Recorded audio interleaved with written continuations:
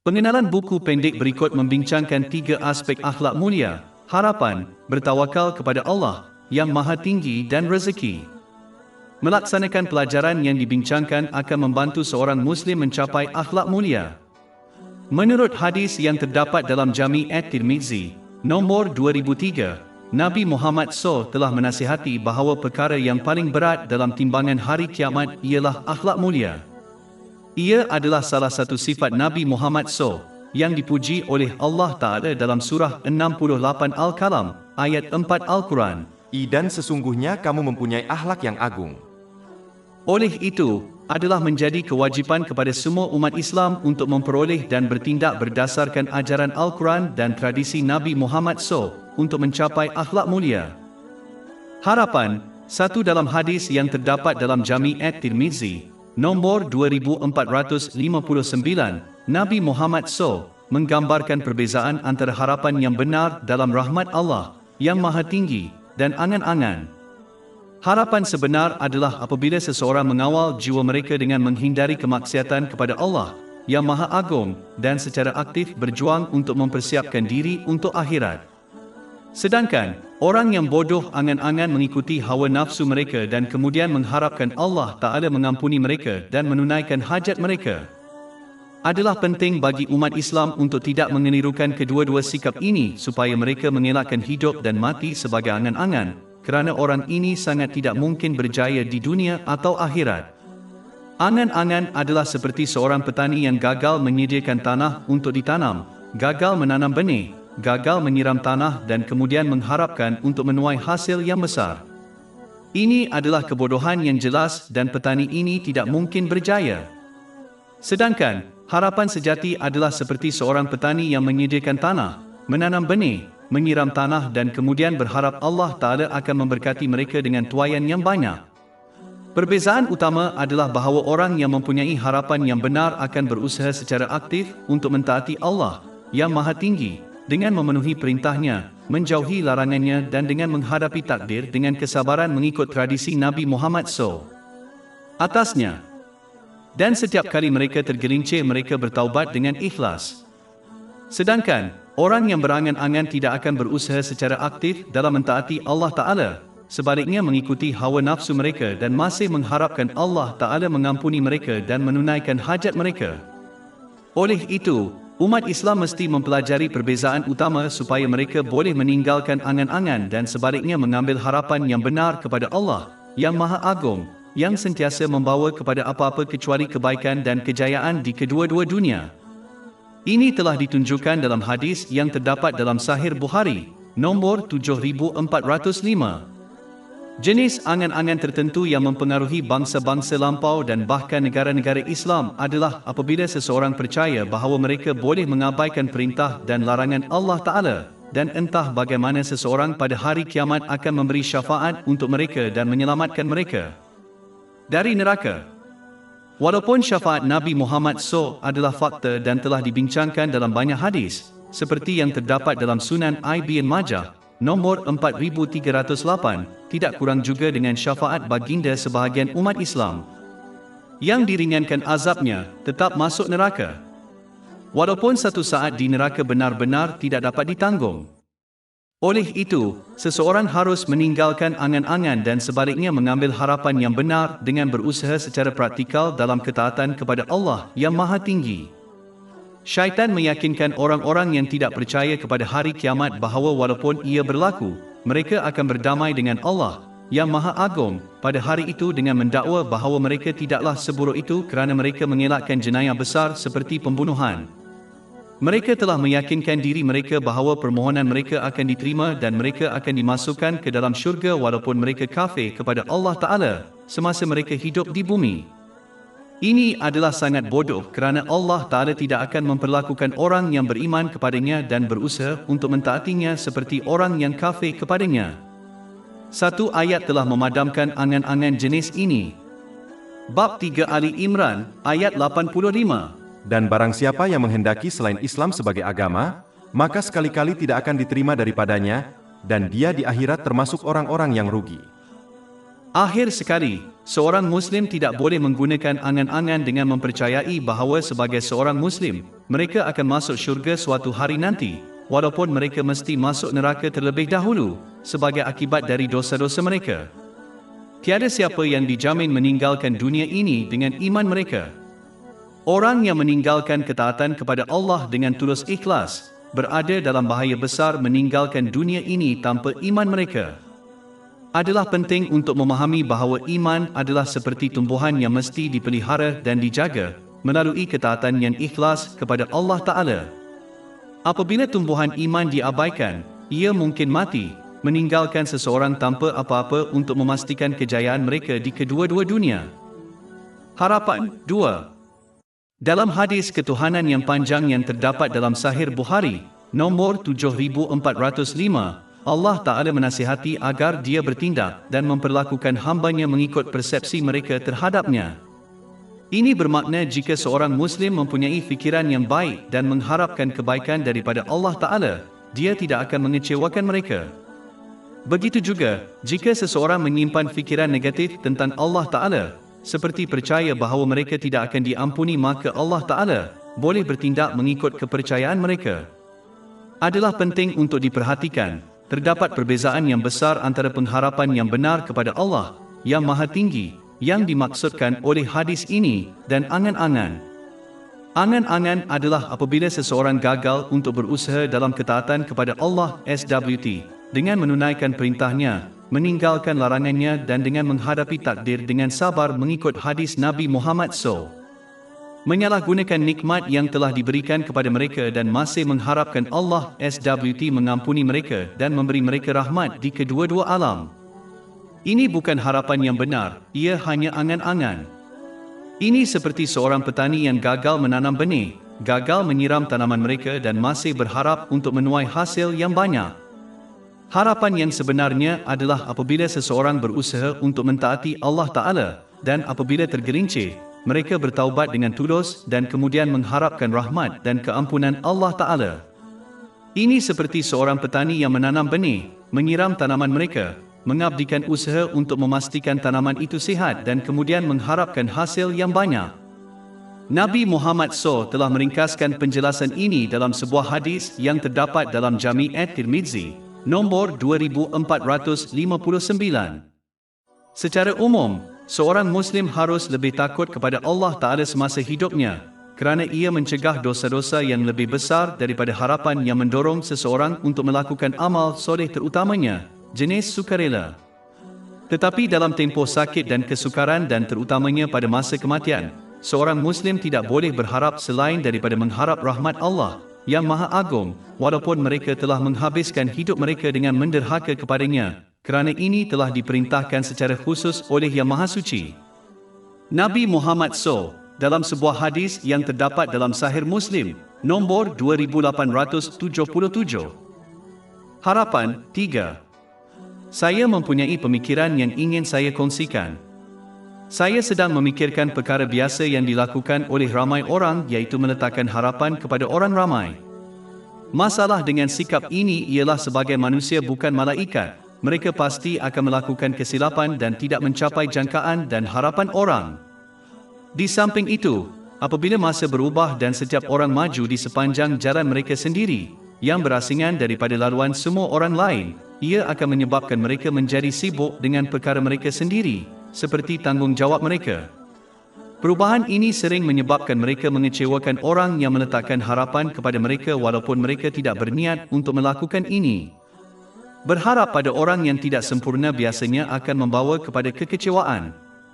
Contoh yang biasa berlaku terutamanya dalam masyarakat Asia ialah apabila ibu bapa meletakkan harapan kepada anak-anak mereka. Mereka berharap anak-anak mereka akan memilih jalan dalam kehidupan yang mereka nasihatkan dan berharap anak-anak mereka akan menjaga ibu bapa mereka sebagai keutamaan mereka. Walaupun anak-anak pastinya perlu menjaga ibu bapa mereka kerana ini adalah kewajipan mereka, ibu bapa tidak harus meletakkan harapan mereka kepada mereka kerana ini sering boleh mengakibatkan kekecewaan. Sebaliknya, manusia hendaklah menunaikan kewajipan mereka kepada Allah Ta'ala dan kepada manusia sebagaimana yang diperintahkan Allah Ta'ala, kemudian menaruh harapan kepada Allah Ta'ala. Seorang Muslim tidak boleh lupa bahawa sumber segala pertolongan adalah Allah, yang Maha Agung, dan ciptaan hanyalah serana. Sumber itu masih boleh membantu mereka walaupun tanpa cara yang mereka fikirkan jika Dia mahu. Tetapi cara mereka sendiri tidak dapat membantu tanpa sumber. Jika umat Islam meletakkan tumpuan dan harapan mereka kepada cara, maka mereka akan kecewa. Tetapi jika mereka meletakkannya di atas sumber, maka tidak ada yang dapat menghalang mereka daripada mendapat sokongan Allah Ta'ala.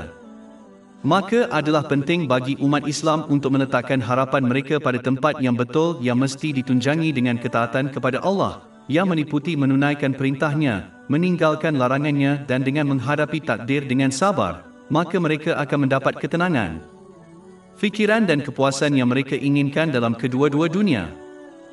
Harapan, tempat saya membaca artikel berita sebentar tadi, yang ingin saya bincangkan secara ringkas. Ia melaporkan tentang pengebumian seorang Muslim yang secara terbuka dan berterusan melakukan dosa besar.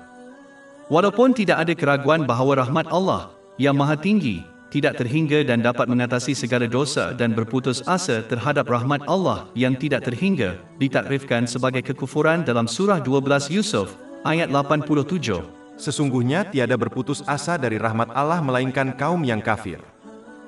Namun begitu, adalah amat penting bagi umat Islam untuk memahami sesuatu fakta. Seorang Muslim belum dijamin meninggalkan dunia ini dengan imannya, maknanya, seorang Muslim dalam bahaya mati sebagai non-Muslim. Ini adalah kerugian terbesar. Jika ini berlaku, tidak memerlukan seorang ulama untuk membuat kesimpulan di mana orang ini akan menetap di akhirat. Ini boleh berlaku apabila seorang Muslim berterusan melakukan dosa, terutamanya dosa besar, seperti minum arak dan gagal menunaikan solat fardu, dan sampai ke penghujungnya tanpa bertaubat secara ikhlas dari dosa-dosa mereka. Inilah sebabnya mengapa umat Islam mesti bertaubat dengan ikhlas dari segala dosa mereka dan berusaha untuk menunaikan semua kewajipan mereka, kerana ini adalah tugas yang sudah pasti boleh mereka tunaikan. Surah 2 Al-Baqarah, ayat 286.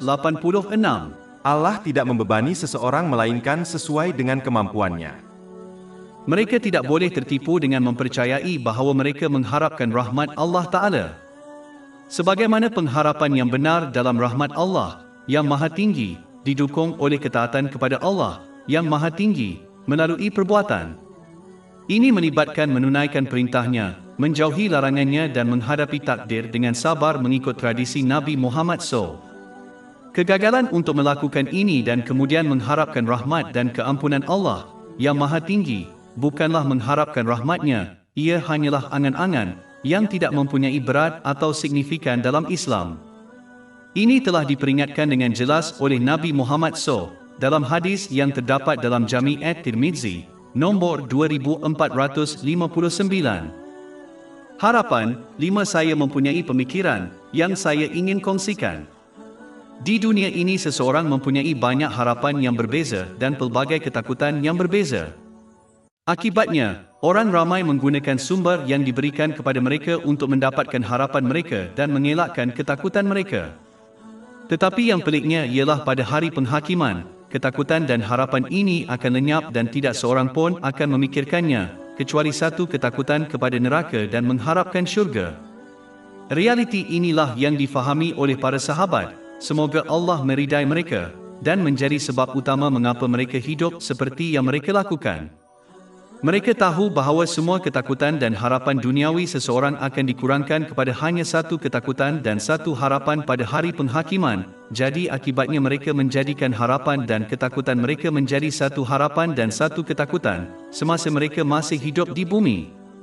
Ini memastikan mereka menggunakan berkat dan sumber duniawi yang diberikan kepada mereka untuk mendapatkan satu harapan mereka untuk syurga dan untuk melarikan diri dari ketakutan mereka terhadap neraka. Ini membolehkan mereka memperoleh keamanan di dunia dan di akhirat. Bab 16 An-Nahl, ayat 97. Barang siapa yang mengerjakan amal saleh, baik laki-laki maupun perempuan dalam keadaan beriman, maka sesungguhnya akan kami berikan kepadanya kehidupan yang baik, dan sesungguhnya akan kami beri balasan kepada mereka dengan pahala yang lebih baik dari apa yang telah mereka kerjakan. Ini tidak bermakna seseorang tidak perlu takut atau berharap kepada sesuatu selain syurga dan neraka. Perbincangan ini bermakna, Semua perkara yang mereka takuti dan harapkan di dunia ini mestilah berakar pada satu-satunya ketakutan kepada neraka dan harapan syurga. Dengan kata lain, semua ketakutan dan harapan seseorang mesti berkait secara langsung dengan ketakutan tunggal terhadap neraka dan harapan tunggal untuk syurga. Semua ketakutan dan harapan lain harus dibuang, kerana mereka tidak penting di dunia ini, walaupun ini tidak jelas kepada seseorang, kerana mereka akan menjadi tidak penting pada hari penghakiman. Berkelakuan seperti ini akan meningkatkan keselesaan dan kedamaian seseorang di dunia ini dan memastikan mereka cukup bersedia untuk melarikan diri dari ketakutan tunggal mereka terhadap neraka dan memperoleh satu harapan mereka untuk syurga di akhirat. Peruntukan 1. Dalam sebuah hadis yang terdapat dalam Sahih Muslim, nomor 6748, Nabi Muhammad SAW berpesan bahawa Allah Ta'ala memperuntukkan segala sesuatu, seperti rezeki, kepada semua makhluk selama 50,000 tahun sebelum Dia menciptakan syurga dan bumi. Adalah penting untuk memahami bahawa terdapat dua aspek berkenaan dengan semua situasi, seperti mendapatkan peruntukan seseorang. Aspek pertama ialah apa yang telah ditentukan oleh Allah Ta'ala, maksudnya, takdir. Ini akan berlaku dan tiada dalam penciptaan boleh menghalang perkara ini daripada berlaku. Memandangkan ini di luar tangan seseorang, tidak masuk akal untuk menekankan aspek ini kerana mereka tidak mempunyai pengaruh terhadap takdir tanpa mengira apa yang mereka atau orang lain lakukan. Di samping itu, peruntukan ini termasuk minimum yang diperlukan seseorang untuk terus hidup di dunia ini. Bermakna, selagi mereka masih hidup, seseorang itu akan terus menerima rezekinya dan tiada apa yang dapat menghalangnya daripada menerima dan memanfaatkannya, harta dirinya sendiri. Aspek kedua ialah usaha sendiri. Aspek ini seseorang mempunyai kawalan penuh ke atas dan oleh itu mereka harus menumpukan perhatian pada aspek ini dengan menggunakan cara yang telah disediakan seperti kekuatan fizikal mereka untuk mentaati Allah, dengan menunaikan perintahnya, menjauhi larangannya dan dengan menghadapi takdir dengan kesabaran yang tidak mereka kuasai, menurut tradisi Nabi Muhammad SAW. Ini termasuk berusaha untuk mendapatkan rezeki yang halal untuk memenuhi keperluan mereka dan keperluan tanggungan mereka sambil mengelakkan yang haram, berlebihan, pembaziran dan pemborosan. Kesimpulannya, seorang Muslim tidak boleh membuang masa untuk menekankan perkara yang mereka tidak mempunyai kawalan atau pengaruh. Sebaliknya, mereka harus menggunakan harta yang mereka miliki dan bertindak atas perkara-perkara yang mereka kuasai mengikut ajaran Islam. Seorang Muslim mesti mengelak daripada mengamalkan mentaliti yang melampau dengan sama ada mengamalkan sifat malas dan bergantung kepada takdir untuk menyampaikan rezekinya kepada mereka dan tidak boleh bergantung sepenuhnya kepada usaha sendiri. Bakinya ialah berusaha untuk mendapatkan harta yang halal mengikut ajaran Islam dan bergantung kepada jaminan Allah Ta'ala, kerana pergantungan ini akan mengelakkan rasa tidak sabar dan mencari harta dengan cara yang haram. Inilah yang diperintahkan oleh Allah Ta'ala. Peruntukan 2. Dalam sebuah hadis yang terdapat dalam Sahih Bukhari, nomor 2072, Nabi Muhammad SAW berpesan bahawa tiada seorang pun yang makan sesuatu yang lebih baik daripada hasil kerja tangannya sendiri. Adalah penting bagi umat Islam untuk tidak mengenirukan kemalasan untuk bertawakal kepada Allah yang Maha Tinggi.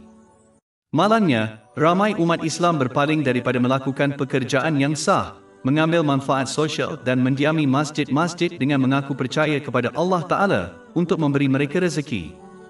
Ini sama sekali tidak bertawakal kepada Allah yang Maha Tinggi. Hanya kemalasan yang bercanggah dengan ajaran Islam.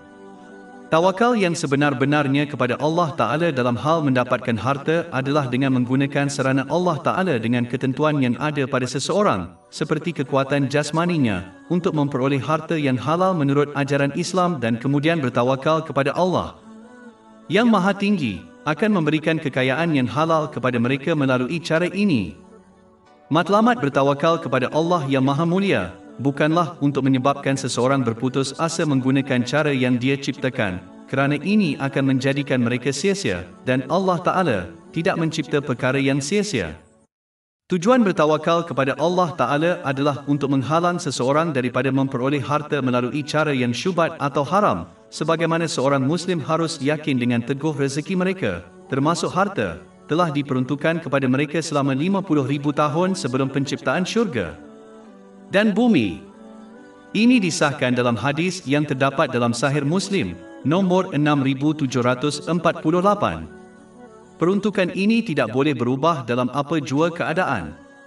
Kewajipan seorang Muslim adalah untuk berusaha mendapatkannya melalui cara yang halal, yang merupakan tradisi Nabi SAW. Ini telah ditunjukkan dalam hadis yang terdapat dalam Sahih Bukhari, nombor 2072. Menggunakan cara yang disediakan oleh Allah yang Maha Tinggi adalah aspek kepercayaan kepada Allah yang Maha Tinggi, kerana Dia menciptakan mereka untuk tujuan ini. Oleh itu, seorang Muslim tidak boleh malas semasa menuntut kepercayaan kepada Allah Ta'ala dengan melakukan faedah sosial apabila mereka mempunyai cara untuk mendapatkan harta yang halal melalui usaha mereka sendiri dan cara yang dicipta dan disediakan oleh Allah Ta'ala kepada mereka. Akhirnya, memahami dan mengamalkan hadis utama juga mendorong seseorang untuk berdikari daripada bergantung kepada orang lain untuk memberi nafkah kepada mereka, seperti kerajaan atau kerabat. Sebaliknya, seseorang itu hendaklah menggunakan cara yang disediakan oleh Allah Ta'ala kepada mereka mengikut ajaran Islam sambil meyakini sepenuhnya bahawa rezeki yang diperuntukkan kepada mereka akan sampai kepada mereka. Ini akan memastikan mereka bertawakal kepada Allah Ta'ala sahaja. Peruntukan 3. Allah yang Maha Tinggi adalah pencipta dan pemberi peruntukan kepada seluruh ciptaan yang mereka perlukan untuk memelihara perlembagaan fizikal dan rohani mereka. Malah, menurut hadis yang terdapat dalam Sahih Muslim, nombor 6748, peruntukan seluruh ciptaan telah diperuntukkan selama 50,000 tahun sebelum penciptaan langit dan bumi. Orang yang memahami nama ilahi ini akan bergantung kepada Allah yang Maha Tinggi untuk memberi mereka rezeki sebagaimana Dia telah merancang untuk mereka sebelum mereka diciptakan. Mereka akan membuktikan pergantungan ini dengan berusaha untuk mendapatkan rezeki yang halal seperti yang diperintahkan oleh Allah Ta'ala, sambil menahan diri daripada perkara yang haram dan meragukan. Adalah penting untuk ambil perhatian bahawa kerana orang memerlukan peruntukan fizikal dalam bentuk makanan dan minuman, begitu juga jiwa seorang Muslim memerlukan rezeki juga. Ketentuan ini menguatkannya dan membawanya kepada kebahagiaan abadi.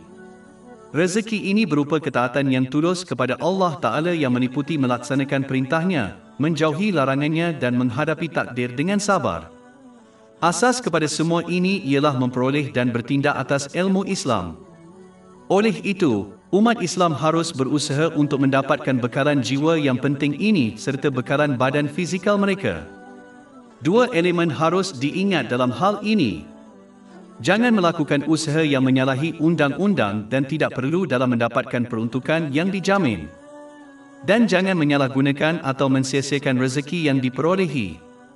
Seorang Muslim hendaklah bertindak atas nama ilahi ini dengan menunaikan kewajipannya dengan memberi nafkah kepada tanggungannya mengikut ajaran Islam. Ini termasuk menyediakan mereka dengan peruntukan jasmani dan rohani melalui pendidikan. Seorang Muslim juga harus melakukan perkara yang sama untuk orang yang memerlukan mengikut kemampuan mereka tanpa takut kemiskinan untuk diri mereka sendiri. Mereka harus ingat hadis yang terdapat dalam Sunan Abu Daud, nombor 4893, yang menasihati bahawa Allah Ta'ala akan memenuhi keperluan orang Islam yang menjaga keperluan orang lain. Peruntukan 4. Allah yang Maha Tinggi adalah yang maha luas limpah kurnianya dan memberikan nikmat dan keberkatan tanpa balasan atau sebab lahiriah. Dia memberi dengan murah hati tanpa diminta. Orang Islam yang memahami nama ilahi ini akan sentiasa mencari karunia dan keberkatan daripada Allah yang Maha Tinggi, kerana mereka tahu bahawa pemberi suka diminta. Ini ditegaskan dalam hadis yang terdapat dalam Jami' at-Tirmizi, nombor 3571. Tetapi penting untuk diperhatikan, orang yang mencari karunia daripada pemberi hendaklah mengetahui ia tidak diperoleh melalui kemaksiatannya. Sebarang nikmat duniawi yang diperoleh melalui kemaksiatan kepada Allah Ta'ala hanya akan menjadi beban bagi pemiliknya di kedua-dua alam. Sebaliknya, seorang Muslim harus berusaha untuk mendapatkan keberkatan yang bermanfaat dari Sang Pemberi dengan melaksanakan perintahnya, menjauhi larangannya dan dengan menghadapi takdir dengan sabar. Apabila seorang Muslim benar-benar memahami bahawa semua nikmat telah diberikan oleh Sang Pemberi, mereka akan menunjukkan rasa syukur yang sebenar kepadanya. Ini adalah apabila seseorang menggunakan semua nikmat yang mereka miliki mengikut keredaan Allah Ta'ala. Ini membawa kepada peningkatan keberkatan. Bab 14 Ibrahim, ayat 7. Dan, ingatlah, ketika Tuhanmu memaklumkan, sesungguhnya jika kamu bersyukur, pasti kami akan menambah nikmat kepadamu. Seorang Muslim harus bertindak atas nama ilahi ini dengan memberikan nikmat yang telah diberikan kepada orang lain untuk keredaan Allah Ta'ala. Orang yang memberi kepada orang lain akan diberi lebih daripada yang mereka bayangkan. Surah 2 Al-Baqarah, ayat 245. Siapakah yang akan meminjamkan kepada Allah pinjaman yang baik supaya Allah melipat gandakan balasannya dengan berlipat ganda? Dan Allah lah yang menyempitkan dan melapangkan rezeki, dan kepadanyalah kamu dikembalikan. Peruntukan, 5 saya mempunyai pemikiran yang saya ingin kongsikan. Orang sering mengeluh tentang keletihan mental dan fizikal apabila datang untuk mendapatkan peruntukan yang sah untuk memenuhi keperluan dan tanggungjawab mereka, seperti menyediakan tanggungan mereka. Adalah penting untuk memahami bahawa selagi seseorang itu hidup di dunia ini, rezekinya, maknanya, perkara-perkara yang mereka perlukan untuk terus hidup di dunia ini telah dijamin oleh Allah Ta'ala. Malah, Dia memperuntukkan peruntukan untuk penciptaan lebih 50,000 tahun sebelum Dia menciptakan langit dan bumi. Ini disahkan dalam hadis yang terdapat dalam Sahih Muslim, nombor 6748. Bab 11 Hq ayat 6. Dan tidak ada suatu binatang melata pun di bumi melainkan Allah lah yang memberi rezekinya, dan Dia mengetahui tempat berdiam binatang itu dan tempat penyimpanannya. Semuanya ada dalam daftar yang jelas. Satu aspek peruntukan ini termasuklah tenaga mental dan fizikal yang diperlukan untuk mendapatkan rezeki seseorang. Tetapi yang penting untuk diperhatikan ialah peruntukan yang dijamin hanyalah minimum yang diperlukan untuk terus hidup di dunia ini. Tidak ada jaminan seseorang akan mendapat lebih daripada minimum ini, walaupun kebanyakan orang mendapat lebih. Ini bermakna, walaupun semua manusia telah dibekalkan tenaga mental dan fizikal untuk mendapatkan bekalan minimum yang mereka perlukan untuk terus hidup di dunia ini, mereka semua belum dibekalkan lebih daripada itu. Bermakna, sesetengah orang telah diberikan lebih daripada yang minimum dan oleh itu mereka juga telah dibekalkan tenaga mental dan fizikal yang diperlukan untuk mendapatkannya, manakala yang lain tidak. Oleh itu, apabila orang ramai berusaha untuk mendapatkan lebih daripada keperluan minimum mereka, yang mereka tidak diperuntukkan, maka ia hanya akan mengakibatkan keletihan mental dan fizikal, kerana mereka tidak diberikan tenaga mental dan fizikal tambahan yang diperlukan untuk mendapatkan lebih banyak peruntukan. Sedangkan, orang yang berusaha untuk mendapatkan keperluan mereka tanpa pembaziran, pemborosan dan keterlaluan, tidak akan pernah bosan mental atau fizikal, kerana tahap tenaga mental dan fizikal ini telah dijamin kepada mereka. Untuk membuat kesimpulan, jika seseorang ingin mengelakkan keletihan mental dan fizikal berkenaan dengan mendapatkan peruntukan mereka, mereka harus berusaha untuk mendapatkan dan menggunakan mengikut keperluan minimum mereka dan mengajar tanggungan mereka untuk melakukan perkara yang sama. Segala puji bagi Allah, Tuhan sekalian alam dan selawat dan salam ke atas junjungan akhir Nabi Muhammad, keluarga dan para sahabatnya yang mulia. Bertakwa kepada Allah SWT, satu dalam sebuah hadis yang terdapat dalam Jami' at-Tirmizi, nombor 2344, Nabi Muhammad SAW berpesan bahawa jika manusia benar-benar mempercayai Allah Ta'ala, Dia akan memberi mereka rezeki seperti Dia memberi rezeki kepada burung. Mereka meninggalkan sarang mereka pada waktu pagi dalam keadaan lapar dan pulang pada waktu petang dengan rasa puas. Sesungguhnya bertawakal kepada Allah adalah sesuatu yang dirasai dalam hati tetapi dibuktikan melalui anggota badan maksudnya. Apabila seseorang itu ikhlas mentaati Allah Ta'ala, dengan melaksanakan perintahnya, meninggalkan larangannya dan dengan menghadapi takdir dengan sabar mengikut kehendaknya. Tradisi Nabi Muhammad SAW. Bab 65 At-Talaq, ayat 3. Dan sesiapa yang bertawakal kepada Allah, maka cukuplah dia baginya. Aspek amanah yang bersifat dalaman melibatkan keyakinan yang teguh bahawa hanya Allah Ta'ala sahaja yang dapat memberikan sesuatu yang berfaedah dan melindunginya daripada perkara yang memudaratkan baik dalam urusan dunia maupun agama. Seorang Muslim memahami bahawa sumber memberi, menahan, memudaratkan atau memberi manfaat adalah tidak lain daripada Allah Ta'ala. Seorang Muslim benar-benar percaya bahawa segala sesuatu yang berlaku dalam kehidupan mereka, yang ditentukan oleh Allah Ta'ala sahaja, adalah yang terbaik untuk semua orang yang terlibat, walaupun ini tidak jelas bagi mereka dan orang lain. Surah 2 Al-Baqarah, ayat 216. Tetapi boleh jadi kamu membenci sesuatu dan ia baik bagimu, dan boleh jadi kamu menyukai sesuatu dan ia amat buruk bagimu. Dan Allah mengetahui, sedang kamu tidak mengetahui. Adalah penting untuk diperhatikan bahawa benar-benar bertawakal kepada Allah yang Maha Tinggi tidak bererti seseorang harus meninggalkan menggunakan cara yang Allah Ta'ala telah sediakan, seperti perubatan.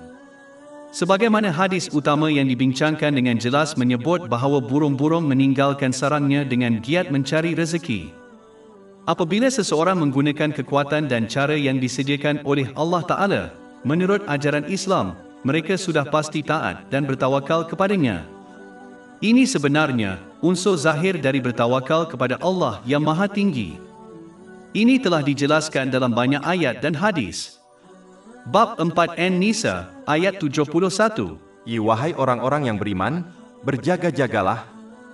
Pada hakikatnya, aktiviti zahir adalah tradisi Nabi Muhammad SAW, dan bertawakal kepada Allah Ta'ala secara batin adalah keadaan batin Nabi Muhammad, selawat dan salam ke atasnya. Seseorang itu tidak seharusnya meninggalkan tradisi lahiriah walaupun mereka memiliki keadaan amanah batin. Perbuatan dan menggunakan cara yang disediakan oleh Allah Ta'ala adalah satu aspek untuk mempercayainya. Dalam hal ini, tindakan boleh dibahagikan kepada 3 kategori.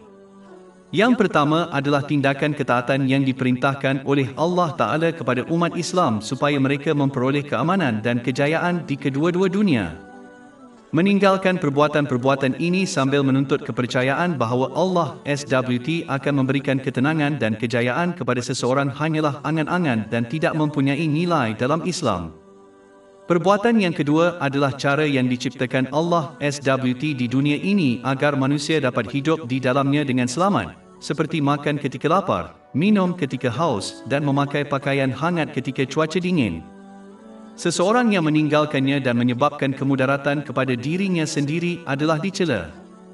Akan tetapi, ada beberapa orang yang telah diberikan kekuatan khusus oleh Allah SWT, sehingga mereka dapat menghindari cara-cara tersebut tanpa membahayakan diri sendiri.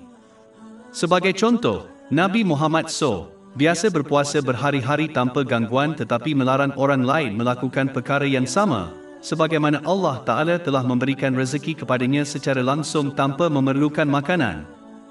Hal ini ditegaskan dalam sebuah hadis yang terdapat dalam Sahih Bukhari, nombor 1922.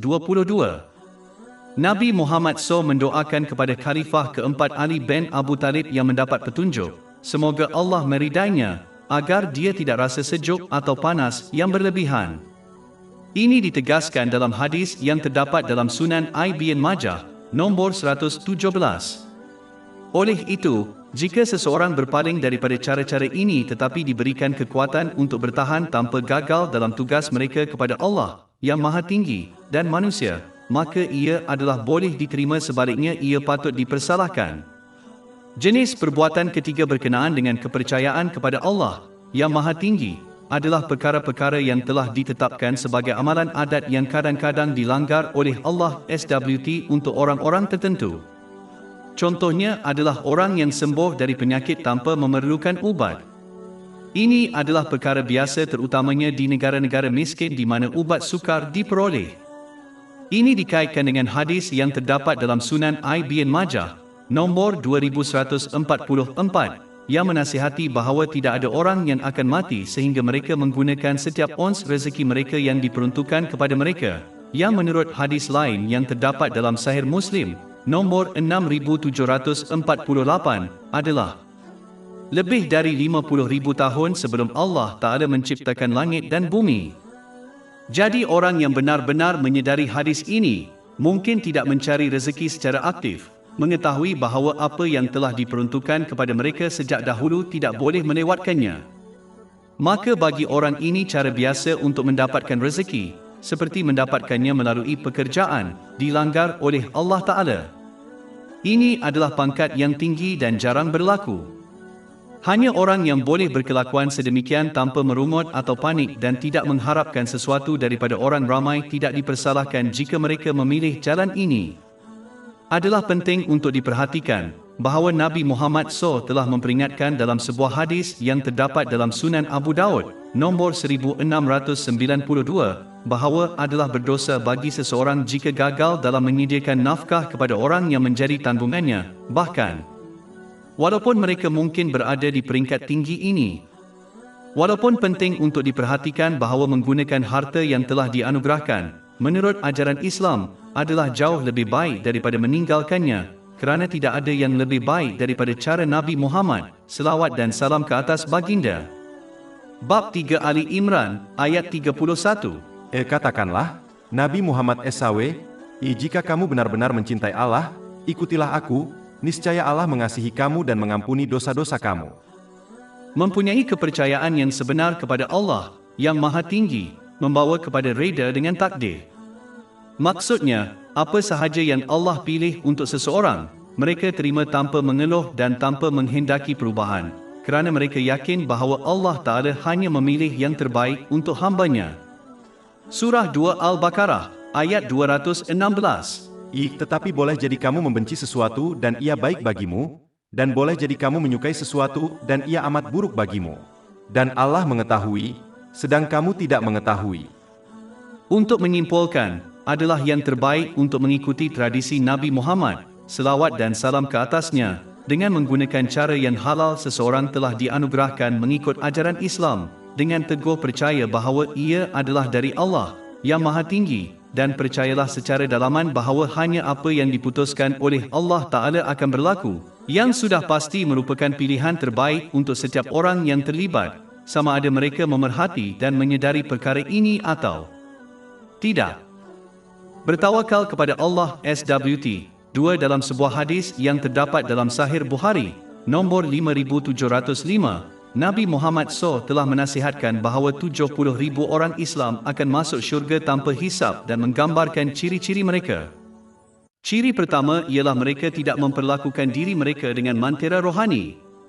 Ini adalah apabila seseorang membaca perkataan yang berkaitan dengan Al-Quran atau hadis Nabi Muhammad SAW dan meniup ke atas dirinya atau orang lain untuk merawat penyakit atau masalah.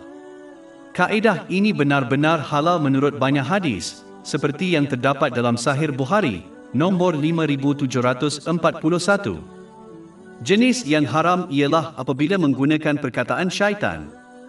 Sungguh pun, jampi-jampi yang halal dibolehkan, malangnya, sebagian umat Islam menjadi terlalu asyik dan terikat dengannya sehingga mereka lebih bergantung dan bertawakal kepadanya daripada bertawakal kepada Allah Ta'ala. Bermakna, mereka hampir berkelakuan mereka hanya akan menjadi sembuh jika mereka melakukan mantera, seolah-olah kuasa untuk menyembuhkan terletak padanya. Kepercayaan ini bercanggah dengan kepercayaan sebenar kepada Allah, yang Maha Tinggi, kerana pada hakikatnya, sumber segala-galanya adalah Allah, yang Maha Tinggi, semata-mata. Dia hanya memilih untuk menyembuhkan sesetengah orang melalui cara, seperti perubatan konvensional atau mantera. Seorang Muslim tidak boleh terlalu bergantung pada mantera, percaya tanpa mereka hasil yang berjaya tidak mungkin. Ini adalah serupa dengan orang yang membaca latihan kerohanian dengan percaya jika mereka gagal melakukannya mereka tidak akan dilindungi daripada penyakit dan musibah, atau mereka percaya bahawa mereka boleh mengubah nasib seseorang, yang sama sekali tidak benar.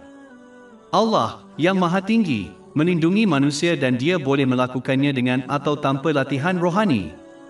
Maksudnya, dia tidak bergantung kepada sesuatu untuk mencapai sesuatu. Sebaliknya, seseorang mesti dengan ikhlas mentaati Allah, yang Maha Tinggi, dengan menggunakan cara yang telah dia berikan kepada mereka, seperti perubatan, menurut ajaran Islam dan bergantung kepada Allah, yang Maha Tinggi, untuk memilih keputusan yang terbaik untuk mereka dalam setiap keadaan. Tidak ada orang lain yang mempunyai kawalan dalam menentukan apa yang berlaku dan oleh itu tidak perlu ditakuti. Bab 9 At-Taubah, ayat 51. Katakanlah, kami sekali-kali tidak akan ditimpa melainkan dengan apa yang telah ditetapkan Allah untuk kami, dialah pelindung kami. Dan kepada Allah jualah hendaknya orang-orang yang beriman bertawakal. Di samping itu, mengasyikan diri dengan mantera kerohanian sering membawa kepada penyakit yang lebih teruk yang pada asalnya mereka takuti, iaitu paran IA. Paran IA menyebabkan seseorang berfikir secara negatif tentang Allah yang Maha Tinggi dan manusia. Ini hanya membawa kepada kelemahan iman dan merosakkan hubungan seseorang dengan orang lain. Di samping itu, matlamat utama ajaran Islam adalah ketaatan praktikal kepada Allah yang Maha Tinggi, tidak melakukan mantera. Seorang Muslim boleh menggunakan jampi-jampi yang halal, tetapi yang terbaik adalah memahami bahawa sumber pertolongan adalah Allah yang Maha Agung dan tidak ada yang dapat menghalang pertolongannya atau membantu mereka jika dia memutuskan sesuatu yang lain untuk mereka. Isu lain dengan terlalu bergantung pada latihan kerohanian, seperti mantera, ialah apabila orang-orang ini menghadapi kesulitan dan bukannya memerhatikan diri dan tingkah laku mereka terlebih dahulu untuk melihat sama ada mereka perlu mengubahnya menjadi lebih baik dan tetap teguh dalam ketaatan kepada Allah yang Maha Tinggi, sabar menunggu kelegaan. Mereka berpaling kepada orang yang tidak berpendidikan dan tidak berpengalaman yang mendakwa memperbaiki perkara duniawi melalui latihan rohani. Seperti yang dinyatakan sebelum ini, orang-orang ini hanya menyebabkan orang Islam menerima penyakit yang jauh lebih teruk daripada masalah awal mereka, iaitu paran IA. Mereka meyakinkan umat Islam bahawa masalah mereka sama ada disebabkan oleh makhluk gaib, seperti jin atau oleh ilmu hitam yang digunakan seseorang terhadap mereka. Walaupun jin itu wujud, jarang sekali mereka mempengaruhi manusia dalam urusan dunia mereka. Ini menyebabkan umat Islam menjadi sangat paranoid dan khurafat terhadap perkara remeh-temeh, malah menyebabkan mereka semakin curiga terhadap rakan dan saudara mereka. Ini hanya membawa kepada permusuhan dan hubungan yang retak. Adalah penting bagi umat Islam untuk mengukuhkan iman mereka dengan menimba dan mengamalkan ilmu Islam. Ini akan menghalang mereka daripada beralih kepada orang bodoh yang tidak dapat menyelesaikan masalah mereka sendiri, apatah lagi menyelesaikan masalah orang lain. Iman yang kuat akan menghalang paran IA menjejaskan mereka kerana mereka akan bergantung sepenuhnya kepada Allah yang Maha Agung. Iman yang teguh membuat seorang Muslim memahami bahawa walaupun seluruh ciptaan ingin mencederakan mereka, mereka tidak akan dapat melakukannya melainkan Allah Ta'ala mengizinkannya. Demikian pula, seluruh makhluk tidak dapat memberi manfaat kepada mereka kecuali Allah Ta'ala menghendakinya. Dan setiap kes dan situasi hanya berlaku mengikut perancangan yang ditetapkan dan tidak boleh diubah, iaitu takdir. Ini telah dinasihatkan di seluruh ajaran Islam, seperti hadis jauh yang terdapat dalam Jami' at-Tirmizi, nombor 2516. Akhirnya, menyibukkan diri dengan latihan kerohanian yang tidak berakar pada ajaran Islam juga mendorong seseorang untuk memperlakukan perbendaharaan Allah yang mulia, seperti sebuah kedai di mana seseorang memberi barang-barang dunia dari Allah yang Maha Tinggi sebagai pertukaran untuk beberapa latihan rohani.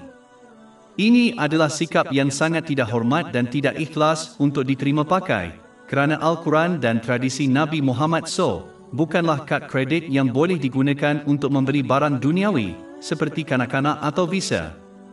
Sebaliknya, seseorang mesti mengetahui tempat mereka dan berkelakuan sebagai hamba Allah yang ikhlas dan tidak bertindak sebagai pelanggan. Mereka harus tulus taat kepadanya dengan menggunakan berkat-berkat yang telah Dia berikan kepada mereka dengan cara yang diredainya.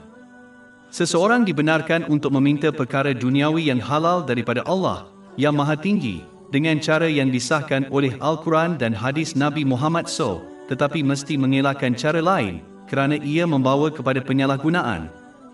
Dua sumber bimbingan dan mengamalkan sikap jenis pelanggan terhadap Allah yang Maha Tinggi. Sebagai kesimpulan, seorang Muslim harus memenuhi matlamat utama ajaran Islam dengan menunaikan perintah Allah Ta'ala, meninggalkan larangannya dan menghadapi takdir dengan sabar mengikut tradisi Nabi Muhammad SAW, dan kemudian bertawakkallah kepada Allah Ta'ala untuk menolong mereka dalam segala keadaan. Ciri seterusnya yang disebut dalam hadis utama yang sedang dibincangkan ialah orang-orang Islam ini tidak percaya atau terpengaruh dengan petanda.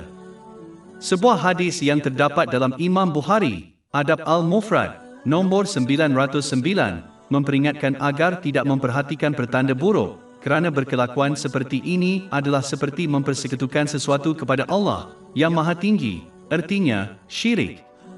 Memberi perhatian kepada petanda jahat bermakna ia mempengaruhi tingkah laku dan tindakan seseorang. Walaupun ilmu hitam dan mata jahat adalah nyata, adalah penting untuk memahami bahawa tiada apa pun di alam semesta dari kibaran daun hingga matahari terbit berlaku tanpa pilihan dan kehendak Allah yang Maha Tinggi.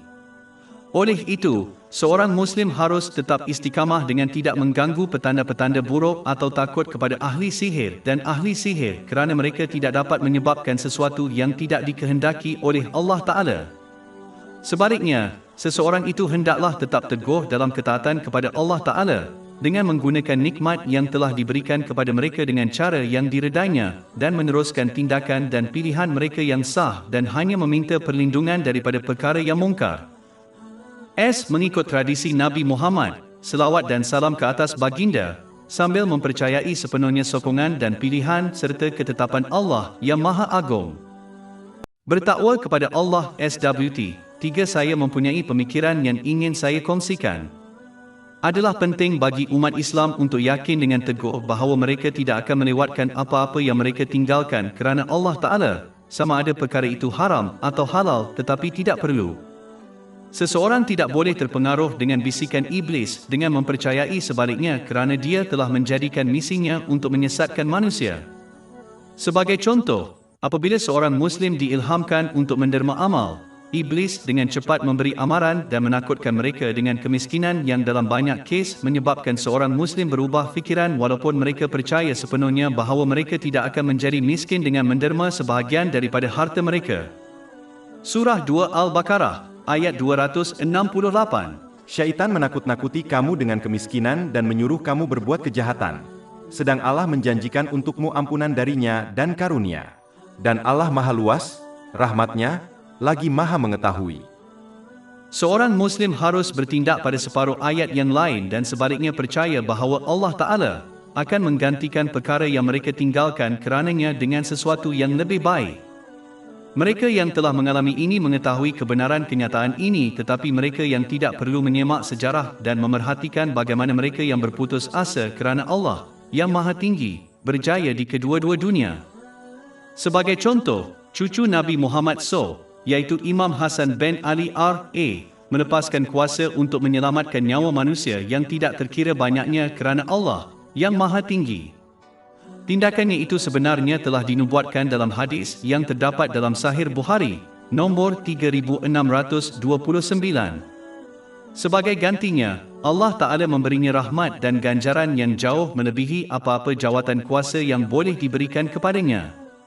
Sebagai contoh, beliau telah diisytiharkan sebagai ketua pemuda syurga dalam hadis yang terdapat dalam Jami' at-Tirmizi, nombor 3768.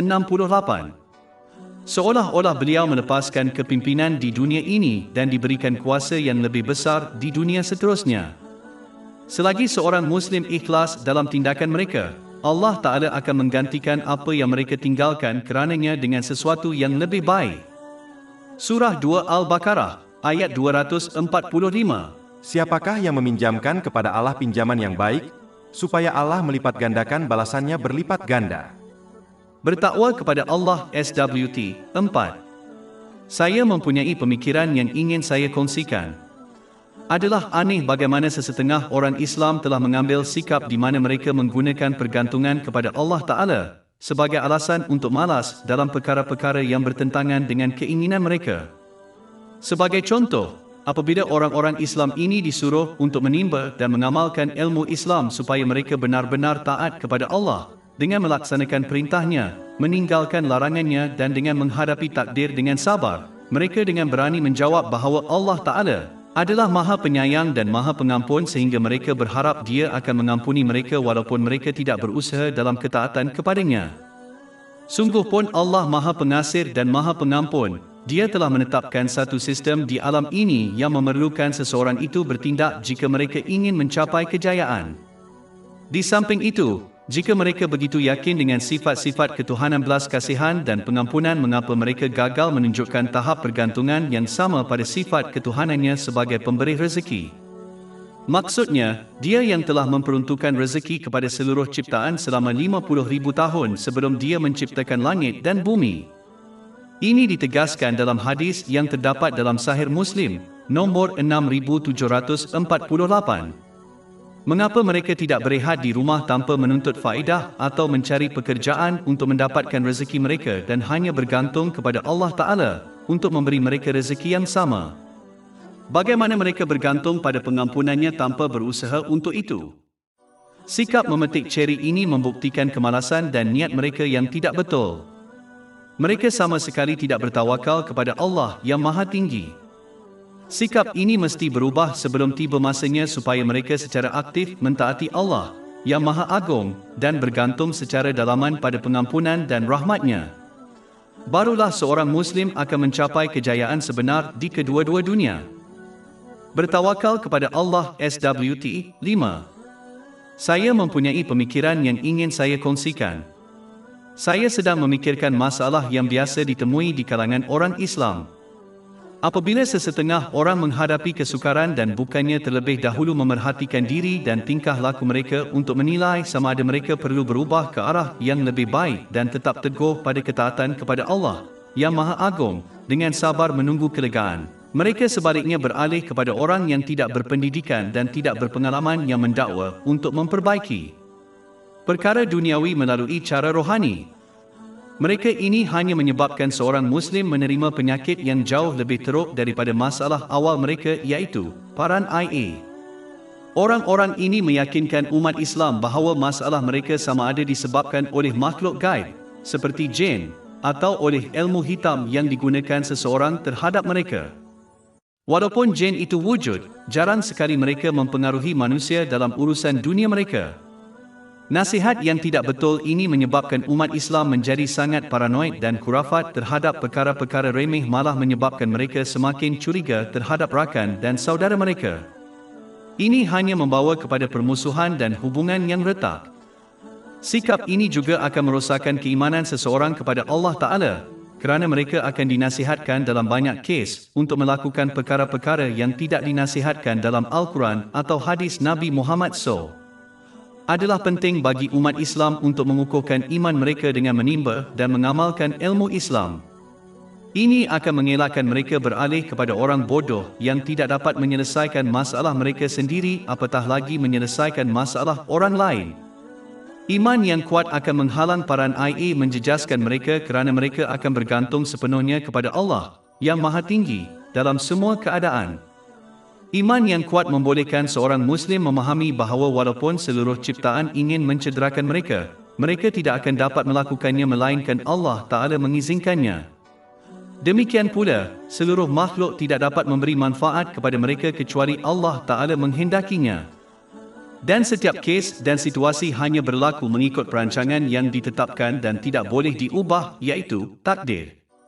Ini telah dinasihatkan di seluruh Al-Quran dan hadis Nabi Muhammad, selawat dan salam ke atas baginda, seperti hadis jauh yang terdapat dalam Jami' At-Tirmidzi, nombor 2516. Kesimpulannya, seorang Muslim apabila menghadapi sesuatu masalah hendaklah terlebih dahulu menilai tingkah laku mereka sendiri dan memperbaikinya jika perlu dan kemudian tetap taat kepada Allah SWT dengan menunaikan perintahnya, menjauhi larangannya dan dengan menghadapi takdir dengan sabar dan mengelakkan masalah yang lebih besar dalam bentuk paran IA dengan mengelakkan orang yang mendakwa menyelesaikan masalah duniawi dengan cara rohani. Bertakwa kepada Allah. SWT 6. Saya mempunyai pemikiran yang ingin saya kongsikan. Umat Islam sering mempersoalkan bagaimana mereka dapat membina dan mengukuhkan tawakal mereka kepada Allah yang Maha Agung, terutamanya semasa kesukaran. Salah satu cara utama untuk melakukan ini adalah melalui ketaatan yang ikhlas kepada Allah, dengan menunaikan perintahnya, meninggalkan larangannya dan dengan menghadapi takdir dengan sabar. Ini kerana orang yang durhaka kepada Allah Ta'ala akan sentiasa beriman kepada Allah Ta'ala, tidak akan menolong mereka yang seterusnya melemahkan tawakal mereka kepadanya. Sedangkan, Muslim yang taat akan yakin dengan teguh bahawa apabila mereka telah menunaikan kewajipan mereka, Allah Ta'ala pasti akan membalasnya pada saat mereka memerlukan yang seterusnya menguatkan kepercayaan mereka kepada Allah Ta'ala. Di samping itu, hadis yang terdapat dalam Sahih Bukhari, nombor 7405, menasihati bahawa Allah Ta'ala membalas seseorang mengikut persepsi mereka terhadapnya. Orang yang durhaka akan sentiasa berfikiran negatif tentang Allah Ta'ala kerana kemaksiatan mereka. Sedangkan, seorang Muslim yang taat akan sentiasa berfikiran positif tentang Allah Ta'ala kerana ketaatan mereka. Pemikiran ini boleh melemahkan atau menguatkan kepercayaan seorang Muslim kepada Allah Ta'ala. Orang Islam yang taat percaya bahawa jika mereka memenuhi kontrak perniagaan mereka, rakan niaga mereka akan melakukan perkara yang sama. Begitu juga, seorang Muslim yang taat percaya bahawa kerana mereka melalui rahmat Allah Ta'ala telah menunaikan kewajipan mereka, Allah Ta'ala akan memenuhi janji-janjinya dengan membantu mereka sepanjang hidup mereka, terutamanya melalui kesukaran. Manakala, orang yang tidak memenuhi kontrak perniagaan mereka tidak akan mempercayai atau berharap rakan perniagaan mereka akan memenuhi bahagian mereka. Begitu juga, orang yang durhaka tidak akan percaya bahawa Allah Ta'ala akan menolong mereka apabila mereka gagal menunaikan kewajipan mereka. Kesimpulannya, mempunyai dan membina kepercayaan kepada Allah yang Maha Tinggi berkait secara langsung dengan ketaatannya. Semakin seseorang itu taat, semakin mereka akan percaya kepadanya. Semakin kurang mereka taat, mereka semakin kurang percaya kepadanya. Bertakwa kepada Allah SWT. 6. Saya mempunyai pemikiran yang ingin saya kongsikan. Umat Islam sering mempersoalkan bagaimana mereka dapat membina dan mengukuhkan tawakal mereka kepada Allah yang Maha Agung, terutamanya semasa kesukaran. Salah satu cara utama untuk melakukan ini adalah melalui ketaatan yang ikhlas kepada Allah dengan menunaikan perintahnya, meninggalkan larangannya dan dengan menghadapi takdir dengan sabar.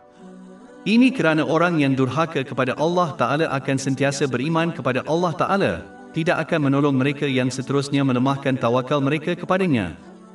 Sedangkan, Muslim yang taat akan yakin dengan teguh bahawa apabila mereka telah menunaikan kewajipan mereka, Allah Ta'ala pasti akan membalasnya pada saat mereka memerlukan, yang seterusnya menguatkan kepercayaan mereka kepada Allah Ta'ala. Di samping itu, hadis yang terdapat dalam Sahih Bukhari, Nombor 7405, menasihati bahawa Allah Ta'ala membalas seseorang mengikut persepsi mereka terhadapnya. Orang yang durhaka akan sentiasa berfikiran negatif tentang Allah Ta'ala kerana kemaksiatan mereka. Sedangkan, seorang Muslim yang taat akan sentiasa berfikiran positif tentang Allah Ta'ala kerana ketaatan mereka. Pemikiran ini boleh melemahkan atau menguatkan kepercayaan seorang Muslim kepada Allah Ta'ala. Orang Islam yang taat percaya bahawa jika mereka memenuhi kontrak perniagaan mereka, rakan niaga mereka akan melakukan perkara yang sama. Begitu juga, seorang Muslim yang taat percaya bahawa kerana mereka melalui rahmat Allah Ta'ala telah menunaikan kewajipan mereka, Allah Ta'ala akan memenuhi janji-janjinya dengan membantu mereka sepanjang hidup mereka, terutamanya melalui kesukaran. Manakala, orang yang tidak memenuhi kontrak perniagaan mereka tidak akan mempercayai atau berharap rakan perniagaan mereka akan memenuhi bahagian mereka. Begitu juga, orang yang durhaka tidak akan percaya bahawa Allah Ta'ala akan menolong mereka apabila mereka gagal menunaikan kewajipan mereka. Kesimpulannya, mempunyai dan membina kepercayaan kepada Allah yang Maha Tinggi berkait secara langsung dengan ketaatannya. Semakin seseorang itu taat, semakin mereka akan percaya kepadanya. Semakin kurang mereka taat, mereka semakin kurang percaya kepadanya. Dan jika Allah menimpakan kesusahan kepadamu, maka tidak ada yang dapat menghilangkannya kecuali Dia. Dan jika Dia menimpakan kebaikan kepadamu, maka Dia Maha Kuasa atas segala sesuatu. Islam mengajar pendekatan yang seimbang di mana seseorang mengambil langkah berjaga-jaga yang munasabah yang telah dicipta dan disediakan oleh Allah SWT kepada mereka, tetapi mempercayai bahawa apa yang telah ditetapkan oleh Allah Ta'ala adalah tidak dapat dielakkan dan terbaik untuk mereka, walaupun mereka gagal untuk memerhatikan hikmah di sebaliknya. Sikap dan kepercayaan ini menghalang paran IA dan tekanan. Surah 2 Al-Baqarah, ayat 216. Tetapi boleh jadi kamu membenci sesuatu dan ia baik bagimu, dan boleh jadi kamu menyukai sesuatu dan ia amat buruk bagimu. Dan Allah mengetahui, sedang kamu tidak mengetahui.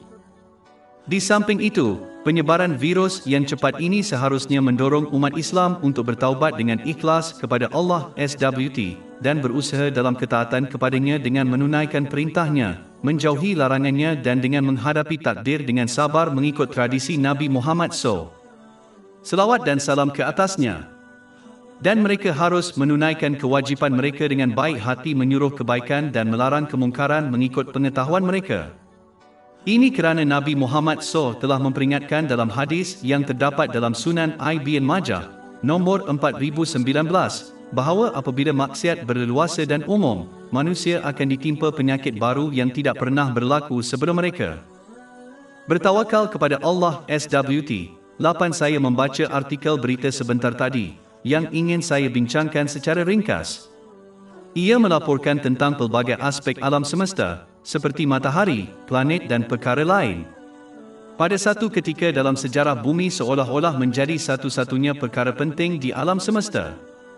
Tetapi dengan peredaran masa dan kemajuan saintifik, didapati bahawa bumi sebenarnya hanyalah setitik di lautan yang luas, iaitu alam semesta.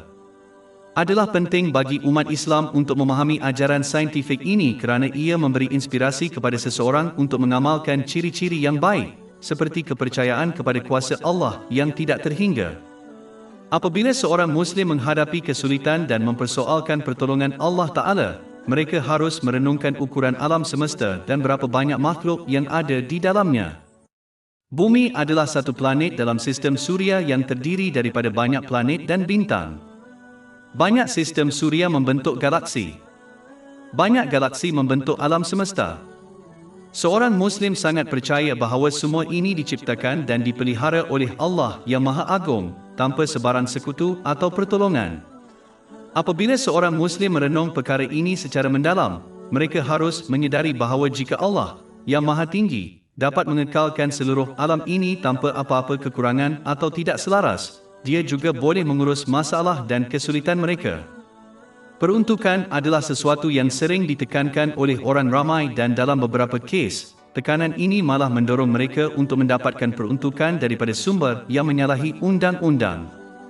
Setiap kali seorang Muslim menghadapi tekanan ini, mereka harus merenungkan alam semesta dan ciptaan yang tidak terhitung banyaknya yang Allah SWT sediakan secara berterusan.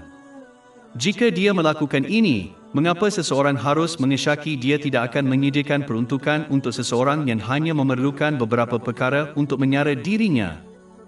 Mengundur selangkah ketika menghadapi kesulitan dan menilai fakta-fakta ini adalah cara terbaik untuk menghilangkan tekanan dan menguatkan kepercayaan seseorang kepada Allah yang Maha Tinggi. Ajaran terdapat di dalam Al-Quran dan dalam tradisi Nabi Muhammad SAW, seperti janji Allah Ta'ala untuk menyediakan rezeki yang berterusan kepada makhluk. Surah 29 Al-Ankabut, ayat 60. Dan berapa banyak makhluk yang tidak membawa rezekinya. Allah memberi rezeki kepadanya dan untuk kamu. Tetapi kebenaran ajaran ini juga terdapat dalam penciptaan, seperti alam semesta. Bab 3 Ali Imran, ayat 190. Sesungguhnya dalam penciptaan langit dan bumi, dan silih bergantinya malam dan siang terdapat tanda-tanda bagi orang-orang yang berakal. Oleh itu, adalah penting bagi umat Islam untuk mula-mula mempelajari dan bertindak berdasarkan ajaran kitab suci ilahi dan kemudian merenung tentang penciptaan. Ini akan membawa kepada pengukuhan iman seseorang, termasuk pengukuhan tawakal seseorang kepada Allah Ta'ala.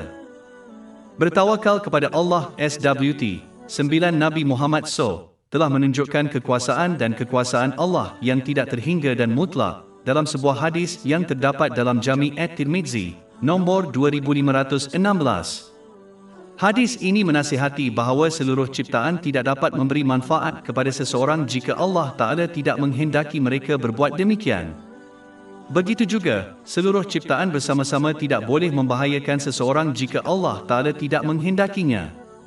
Ini bermakna hanya apa yang ditentukan oleh Allah Ta'ala berlaku di alam semesta. Adalah penting untuk diperhatikan bahawa nasihat ini tidak menunjukkan seseorang harus meninggalkan menggunakan cara seperti perubatan, tetapi ia bermakna seseorang boleh menggunakan cara kerana ia telah dicipta oleh tidak lain daripada Allah yang Maha Tinggi. Tetapi mereka mesti memahami bahawa hanya Allah yang Maha Esa yang menentukan kesudahan segala sesuatu. Sebagai contoh, mereka adalah ramai orang sakit yang mengambil ubat dan sembuh dari penyakit mereka. Tetapi mereka adalah orang lain yang makan ubat dan tidak sembuh. Ini menunjukkan bahawa faktor lain yang menentukan keputusan akhir iaitu kehendak Allah yang Maha Tinggi. Bab 9 At-Taubah, ayat 51. Katakanlah, Kami sekali-kali tidak akan ditimpa melainkan dengan apa yang telah ditetapkan Allah untuk kami. Orang yang memahami perkara ini tahu bahawa apa-apa yang menjejaskan mereka tidak dapat dielakkan. Dan perkara-perkara yang merindui mereka tidak mungkin diperolehi. Adalah penting untuk diperhatikan bahawa apa sahaja keputusan akhirnya walaupun ia bertentangan dengan keinginan seseorang mereka harus tetap bersabar dan benar-benar percaya bahawa Allah Ta'ala telah memilih yang terbaik untuk mereka walaupun mereka tidak melihat hikmah di sebalik hasilnya. Surah 2 Al-Baqarah ayat 216. Tetapi boleh jadi kamu membenci sesuatu dan ia baik bagimu, dan boleh jadi kamu menyukai sesuatu dan ia amat buruk bagimu. Dan Allah mengetahui, sedang kamu tidak mengetahui. Apabila seseorang benar-benar memahami kebenaran ini, mereka berhenti bergantung pada penciptaan kerana mengetahui bahawa mereka tidak boleh membahayakan atau memberi manfaat kepada mereka. Sebaliknya, mereka berpaling kepada Allah Ta'ala, memohon pertolongan dan perlindungannya melalui ketaatan yang ikhlas dengan melaksanakan perintahnya, menjauhi larangannya dan dengan menghadapi takdir dengan sabar. Ini membawa seorang Muslim untuk bertawakal kepada Allah yang Maha Agung. Ia juga menggalakkan seseorang untuk hanya takut kepada Allah yang Maha Tinggi, kerana mereka tahu bahawa makhluk tidak boleh membahayakan mereka tanpa kehendak Allah yang Maha Tinggi. Menyedari bahawa semua perkara yang berlaku dalam kehidupan seseorang dan alam semesta berasal dari Allah Ta'ala adalah sebahagian daripada memahami keesaan Allah Ta'ala. Ini adalah topik yang tiada penghujungnya dan melampaui hanya secara dangkal mempercayai bahawa tidak ada yang berhak disembah melainkan Allah yang Maha Tinggi. Apabila ini telah ditetapkan dalam hati seseorang maka mereka hanya berharap kepada Allah yang Maha Tinggi, mengetahui bahawa Dia sahaja yang dapat menolong mereka. Mereka hanya akan tunduk dan patuh kepada Allah yang Maha Tinggi dalam semua aspek kehidupan mereka. Pada hakikatnya, seseorang hanya patuh kepada orang lain untuk mendapat perlindungan daripada bahaya atau mendapat faedah. Hanya Allah yang Maha Tinggi dapat memberikan ini, oleh itu hanya Dia yang layak untuk ditaati dan disembah. Jika seseorang memilih ketaatan kepada orang lain daripada ketaatan kepada Allah Ta'ala, ini menunjukkan mereka percaya bahawa orang lain itu boleh membawa manfaat atau melindungi mereka daripada bahaya. Ini adalah tanda lemahnya iman mereka. Sumber segala sesuatu yang berlaku adalah Allah Ta'ala, maka umat Islam hendaklah hanya taat kepadanya. Bab 35 Fatih, ayat 2. Apa sahaja yang Allah kurniakan kepada manusia, tiada sesiapa pun yang dapat menahannya. Dan apa saja yang ditahannya, maka tidak ada yang dapat melepaskannya sesudah itu. Adalah penting untuk diperhatikan bahawa mentaati seseorang yang menggalakkan ketaatan kepada Allah yang Maha Tinggi sebenarnya adalah mentaati Allah yang Maha Tinggi. Contohnya, taat kepada Nabi Muhammad SAW. Bab 4 An-Nisa, ayat 80. Barang siapa yang mentaati Rasul maka sesungguhnya ia telah mentaati Allah.